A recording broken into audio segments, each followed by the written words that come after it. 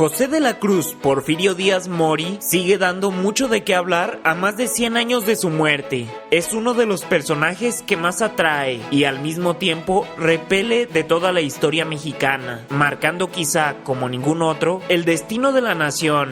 El día de hoy haremos un breve resumen por la vida de este personaje, que ha intrigado a todas las generaciones habidas y por lo visto lo seguirá haciendo. Porfirio Díaz nació en Oaxaca el 15 de septiembre de 1830. En el mismo estado pasó su niñez. La primera intervención estadounidense lo tomó por sorpresa mientras estudiaba en el Seminario Tridentino de Oaxaca. La pérdida de gran parte de territorio nacional lo marcaría para siempre. Un día sucedió algo que cambió el rumbo de su vida al conocer al gobernador del estado de Oaxaca, Benito Juárez, que atrae al joven Díaz, inspirándolo a dejar sus estudios en el seminario para inscribirse en el Instituto de Ciencias y Artes de Oaxaca a estudiar leyes. En 1854 participa en la Revolución de Ayutla, que tiene como fin terminar con el gobierno de Antonio López de Santa Anna. Apoya a Benito Juárez y otros liberales que para el final del levantamiento se instauran en el poder, comenzando una nueva época para México. A partir de ahí, Porfirio se convierte en jefe político de Ixtlán, luego en comandante militar, gobernador del departamento de Tehuantepec y mayor de infantería. En 1858, durante la Guerra de Reforma, apoyó nuevamente a los liberales y a Benito Juárez, quien consigue la presidencia. Entonces, el joven Díaz se convierte en general y diputado federal por el estado de Oaxaca. En 1862, durante la intervención francesa, Díaz regresa a las armas nuevamente a favor de Juárez. Participó al lado de Ignacio Zaragoza en la batalla del 5 de mayo, y aunque la ciudad se terminó perdiendo ante los franceses, años después sería Porfirio el encargado de recuperarla para Juárez, lo que le valió el sobrenombre del héroe del 2 de abril, y más adelante él mismo recuperó la Ciudad de México, lo que le permitió al benemérito regresar a la capital para seguir gobernando. Gracias a su gran trabajo, le es regalada una hacienda en el estado de Oaxaca, que llevaría el nombre de Hacienda de la Noria. Su primera hija surgió de un amorío con una soldadera, Rafaela Quiñones. Sin embargo, se casaría más adelante con su propia sobrina, Delfina Ortega, gracias a que Juárez anuló el parentesco. De este matrimonio surgirían 2 hijos, Porfirio y Luz Victoria. Después de varios años de experiencia en la política nacional y siendo un héroe de guerra, Porfirio decide aventurarse en las elecciones presidenciales contra su compañero Benito Juárez, quien busca ser reelegido. Las votaciones favorecen a Juárez, quien gana la presidencia, mientras que Díaz acepta su derrota y se retira a su hacienda de la Noria. En las siguientes elecciones volvería a probar suerte, nuevamente compitiendo contra Juárez, perdiendo otra vez.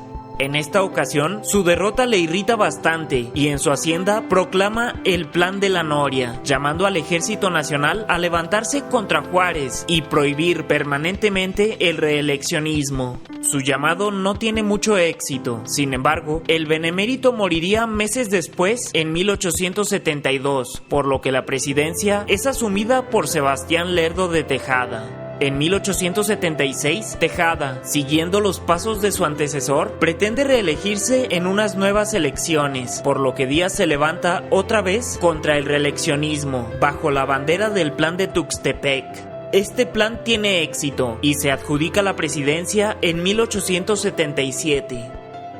Apenas en este primer mandato, logra algo que se creía imposible: paga toda la deuda externa que México mantiene con Estados Unidos, lo que hace que se le considere casi inmediatamente un gran líder. Además, logra otra cosa más importante que también se creía imposible: pacificar al país. La nueva estabilidad atrae inversiones de todas partes del mundo, con lo que México empieza a mostrar indicios de modernidad. Además, emite una ley para acabar de una vez por todas con las malavidas reelecciones, solo que parece que cae finalmente bajo el influjo hipnótico de la silla presidencial, por lo que emite una reforma constitucional que permite la reelección siempre y cuando no sea consecutiva, por lo que en la siguiente contienda presidencial debe bajarse del caballo y ceder su lugar a su compañero de batalla Manuel González, a quien de manera indirecta le dice exactamente las decisiones que debe tomar.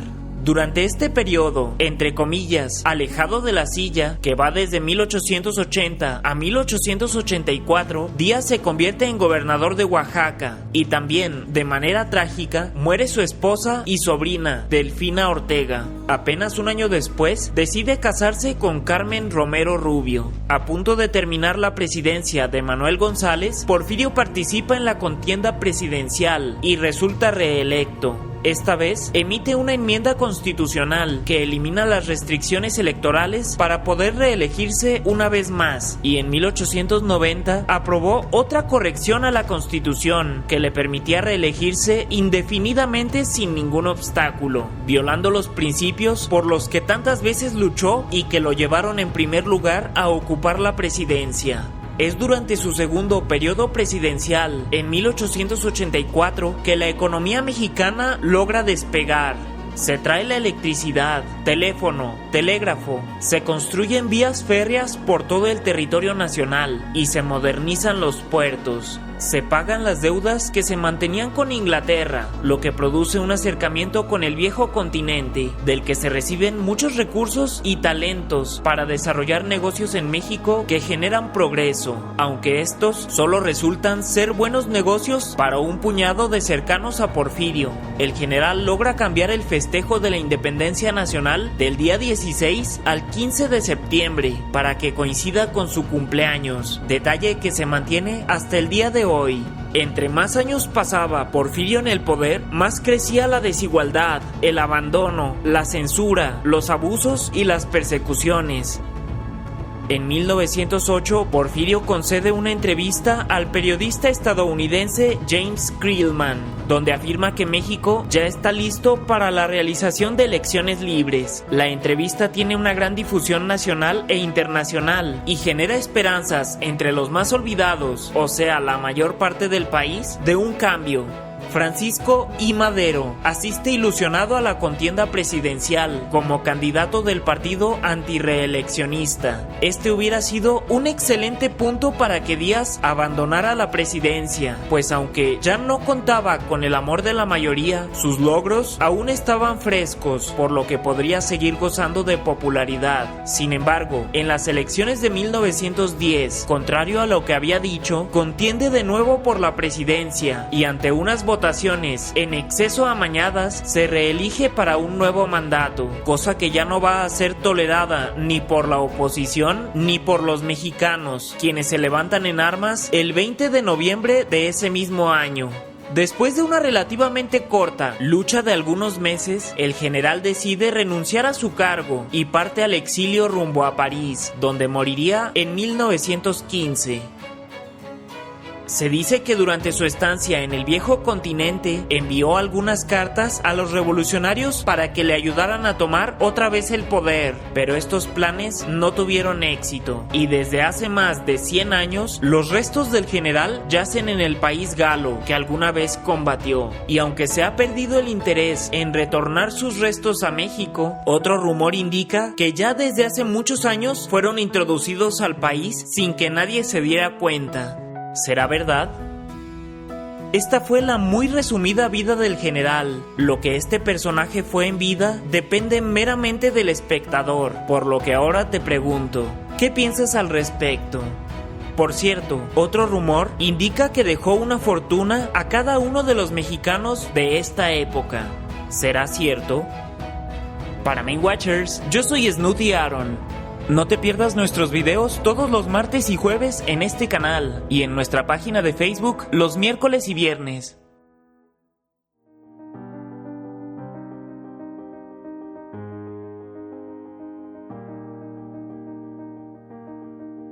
Amigos Main Watchers, ¿cómo están?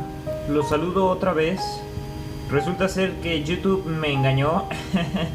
No necesito 8 minutos de duración, sino 10.